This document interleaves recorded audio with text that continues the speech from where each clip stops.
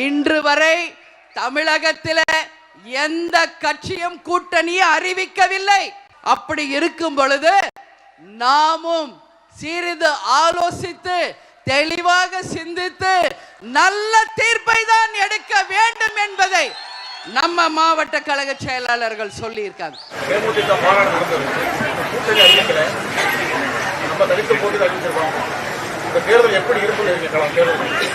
தேர்தல் களம் எப்படி இருக்குது, எப்படி இருக்கு?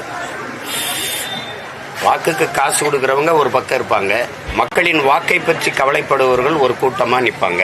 மக்களின் வாழ்க்கை பற்றி கவலைப்படுகிற நாங்கள் தனித்து நிற்போம். ஓட்டையே குறி வச்சு சிந்திப்பவர்கள் நகருகிறவர்கள் ஒரு கூட்டமா நிற்பார்கள். நாட்டை சிந்திச்சு நாட்டு மக்களின் நலனை பற்றியே சிந்திக்கிற கூட்டம் நாங்கள் ஒரு பக்கத்தில் நிற்போம்.